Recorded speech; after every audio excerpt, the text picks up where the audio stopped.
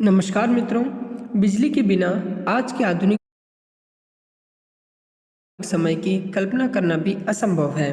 बिना बिजली के आज के समय में सभी मशीनें और ऐशो आराम के साधन बेकार हो जाएंगे। बिजली आज के समय में हमारे दैनिक जीवन का एक हिस्सा है।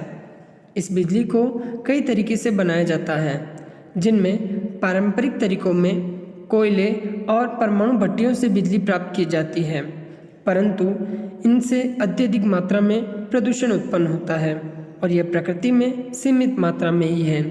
इसीलिए इनसे प्राप्त बिजली अधिक महंगी होती है।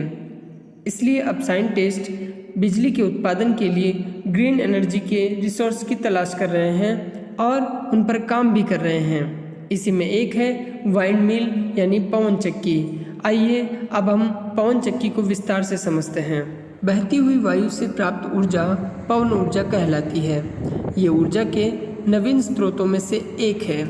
हवा या पवन की गतिशील अवस्था से ही पवन ऊर्जा यानी कि विंड एनर्जी उत्पन्न की जाती है।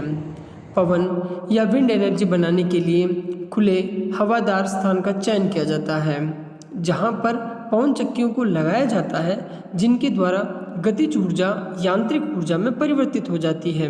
इसी यांत्रिक ऊर्जा को जनित्र यानी कि जनरेटर के द्वारा विद्युत ऊर्जा में परिवर्तित कर लिया जाता है। पवन ऊर्जा की ईंधन लागत शून्य मानी जाती है।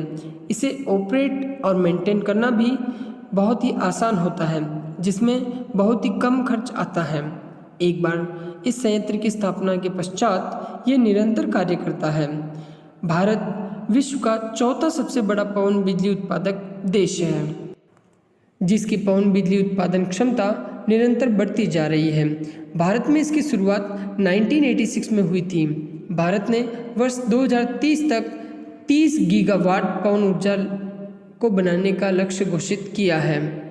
भारत के लिए पवन ऊर्जा बहुत उपयोगी है, क्योंकि पवन ऊर्जा अक्षय ऊर्जा का स्रोत है जो प्रदूषण उत्पन्न नहीं करता है और जीवाश्म ईंधन के उपयोग को कम करता है।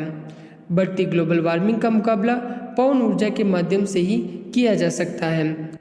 पवन ऊर्जा में भारत की क्षमता तेजी से बढ़ रही है। इसके लिए भारत में अब ऐसे छोटे संयंत्रों का भी उपयोग हो रहा है, जिन्हें आसानी से घरों की छतों पर या ऑफिस की छतों पर कहीं पर भी ऐसे छोटे स्थानों पर लगाया जा सकता है, जहां हवा का प्रवाह निरंतर बना रहे।